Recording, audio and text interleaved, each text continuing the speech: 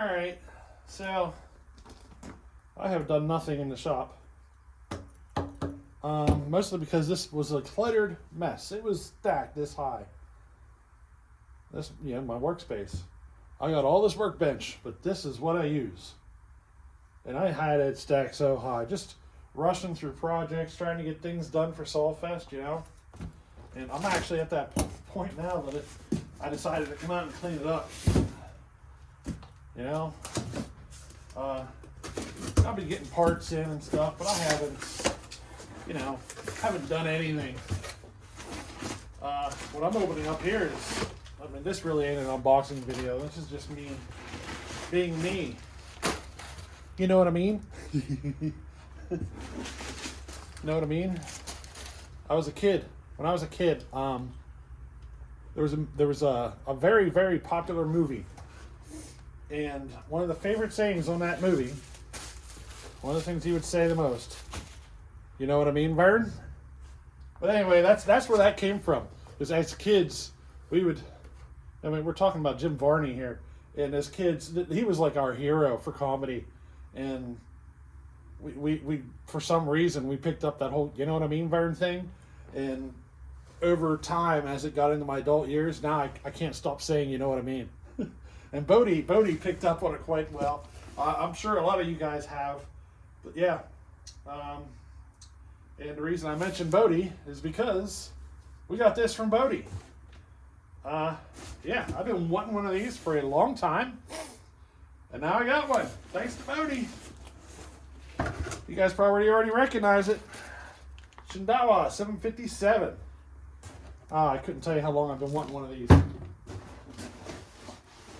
Bodie hooked us up. He had one. And we got it. Now, as far as racing this saw, there's not many options. She's a weird size. It is 4.5 cubic inches. And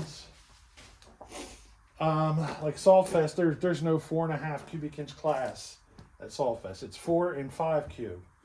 But,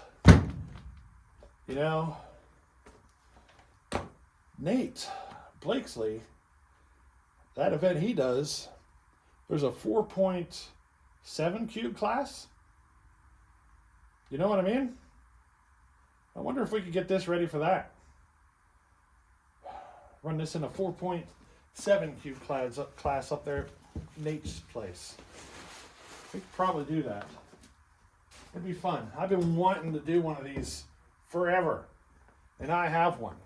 So, 757 Shindawa. Good shape. A little cleaning. I don't know if it runs. We never got into that part of the discussion. But, yeah. She thumps over good enough. I don't predict any issues there. So, yeah, I'm pretty stoked there. We got a saw we're going to play with. And I got some other parts in, too. I got a spring here, hopefully, for the Johnson Red 2149. I already purchased one spring, and it didn't work. And I'm curious to see if this one works, because I got a feeling it won't. We'll see. It says it's advertised that it fit. And the last one I got was advertised that it would fit, and it don't. So, we'll see if that works out. This is a coil for the Dalmar, and I don't know. A lot of people put like 50 coils on. I might go that option. The plug wire comes out a different spot on like the 50 coil, and it wants to hit at the case. So I was trying to put this one in. The wire seems short though. We'll see. Got a new piston for the 2149 and a new piston for the 395. So we're going to be tearing into those two saws and making some tweaks on those. So yeah, that's kind of what we're doing here. This is the first time I've been out here for a long time though, and really haven't done anything. And the only thing I've done was clean up my bench. You know what I mean? So I'm kind of anxious to get into some of these projects and get some changes done. You know what I mean? We're going to be doing some videos here showing each saw that I ran, showing you how it placed in each class, and then we're going to go out and we're going to make cuts showing it, and then we're going to make changes and showing like the before and after stuff. We're going to basically do that through all the classes. So we were working on building these saws in a different way that a manner that I've never tried before. And we're going to look and see how they did and see if we can make some tweaks to make them better. Because I think we can. Like the 395 project, I think she's greatly lacking on compression, and we're going to fix that. I mean, it runs great, but it's just, I mean, if you pull the cord, there's hardly any thump to it at all. There's hardly any compression. In fact, all these saws that I built recently, I've done them in a manner where the compression was trying to keep the compression really low.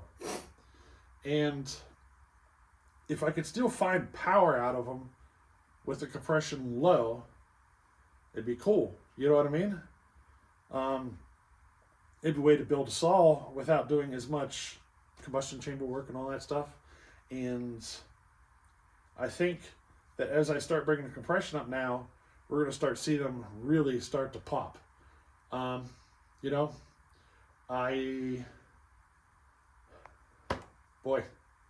There's a lot though. We got the 2149, the 395. I mean, those are the first two.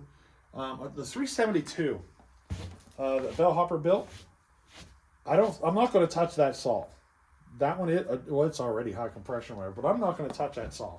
And to replace it and Sawfest with something that I built, I've been looking at the Neotech and doing it with the Neotech, but part of me wants to start over from scratch because I'd be buying a new top end for the Neotech and putting it on, and part of me wants to leave that saw as is and start from scratch. So I think I'm going to look at buying another 372 clone, and I'm thinking about actually building two and donating one to the Sawfest organizers to raffle off.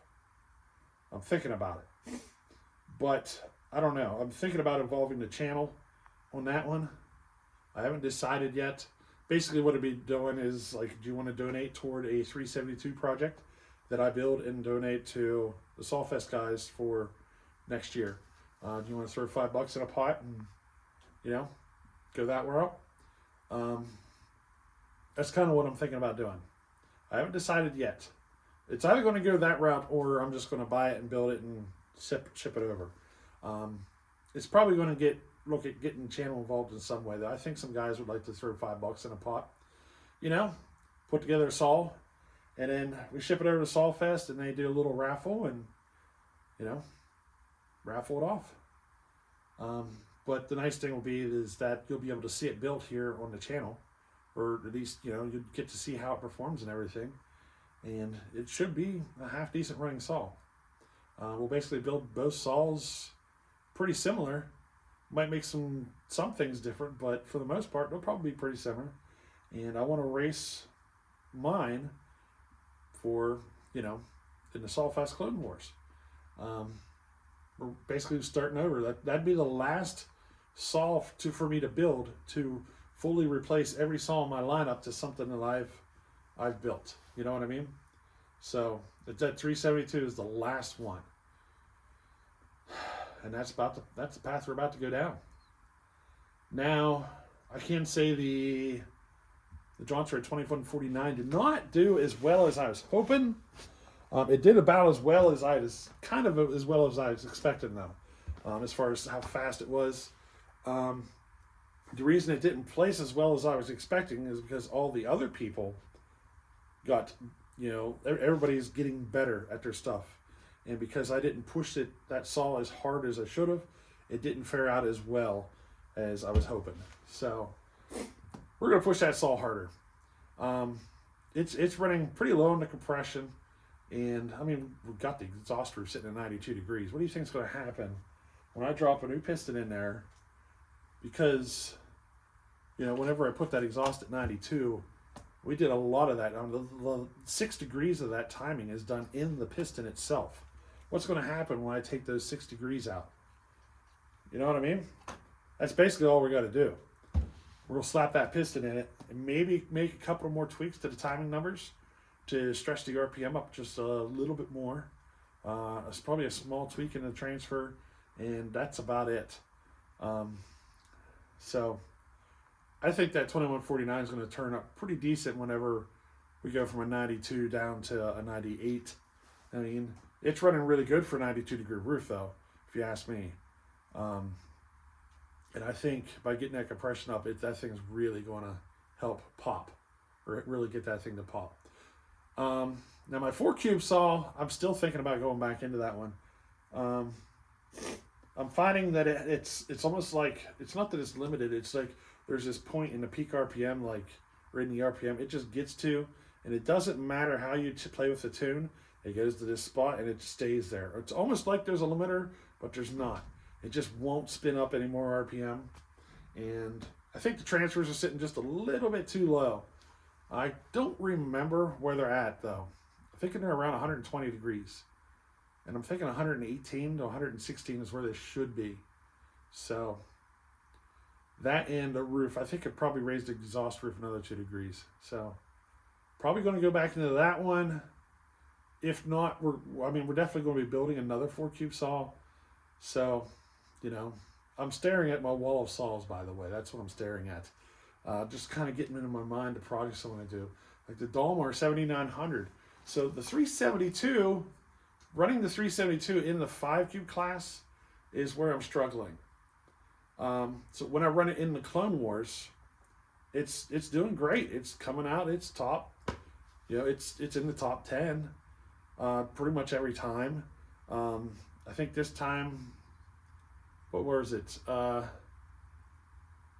372 class was a different one this year. So the top 8 finishers in the 372 class. So out of the top 8 racers, I was 5th. Bodie was 4th. And if you guys seen the little video clip of me and Bodie's race or whatever, this is coming from that. So the top 8 finishers went on to do a bracket style race afterwards. And the top 8 finishers got to the top 8 guys got to kind of do a bracket race style thing and battle it out to see the top whatever. And that's whenever I managed to get myself moved up to 3rd place. So, you know what I mean? That saw in somebody's hands who can run a saw better than I can, like Nate Blakesley. If you guys have ever seen him on video, the freaking thing, that guy, you can tell he's been doing this for 20, 30 years or whatever. He told me once, I think he was like 14 or so when he started doing this. He's probably my age.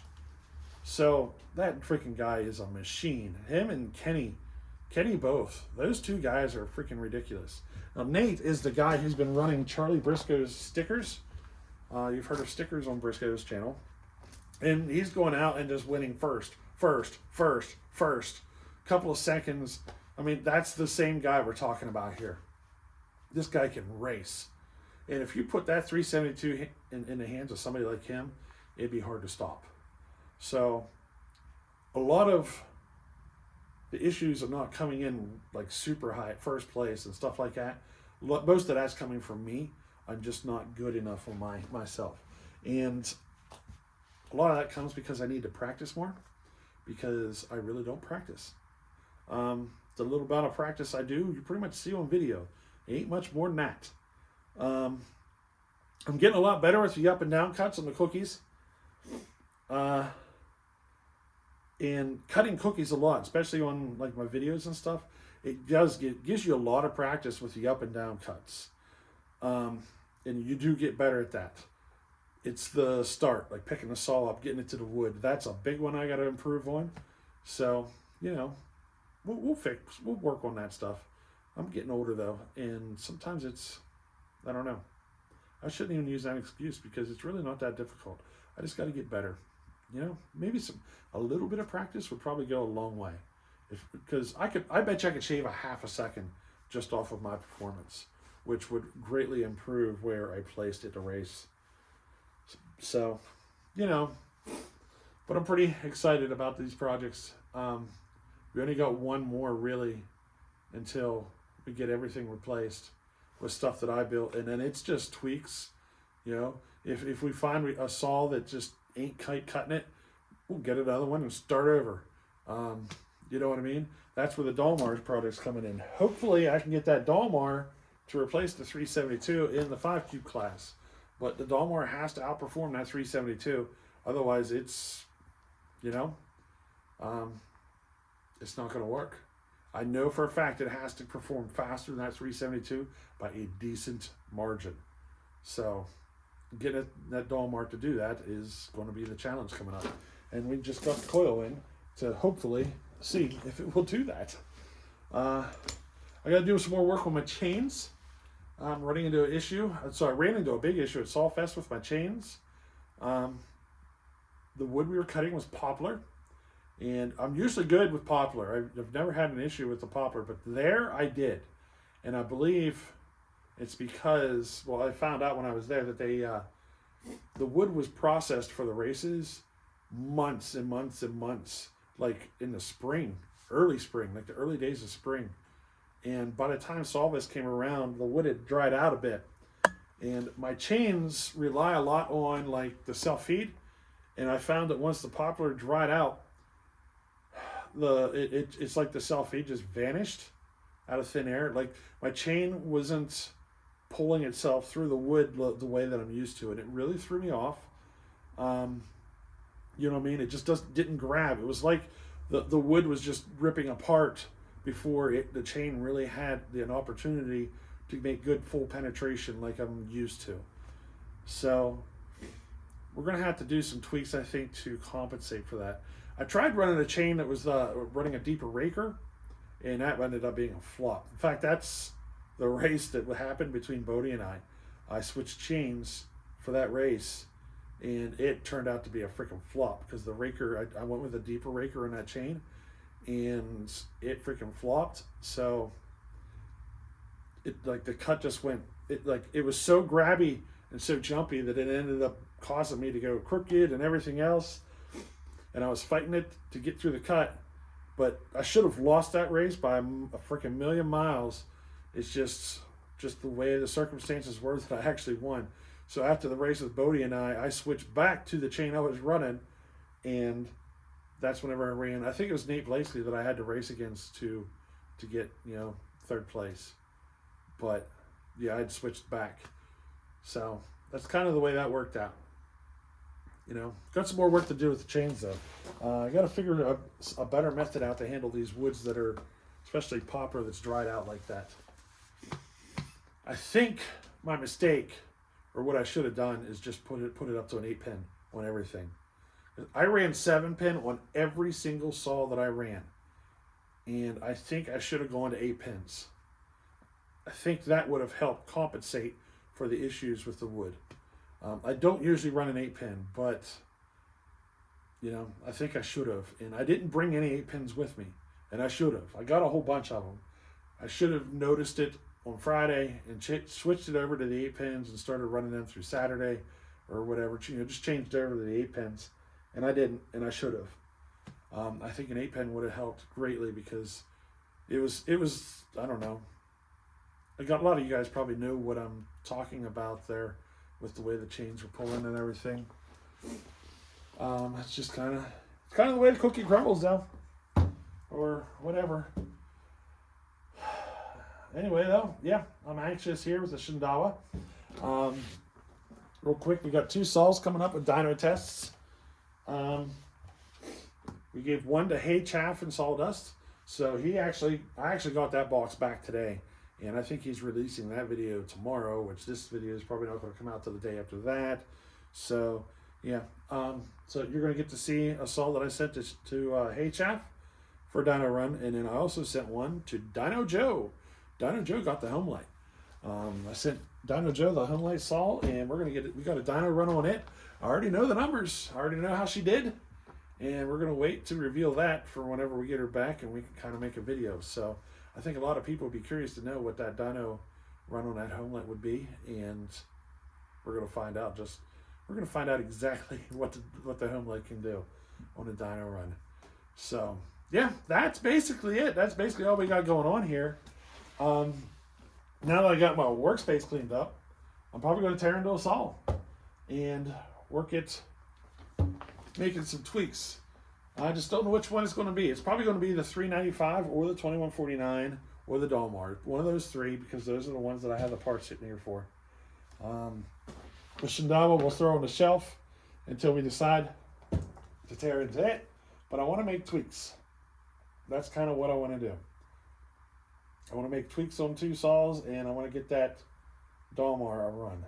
It would suck if that Dalmar turns out to be really fast, like way faster than that 372, and that's all it needed was this coil, and I would have been good to run it at Sawfest. Oh well, there's next year, right? We'll see how she goes. I don't think it will be though. I think we're gonna have to go back into it, but we'll find out soon enough. You know what I mean? So hey, we'll catch you on the next one. Later.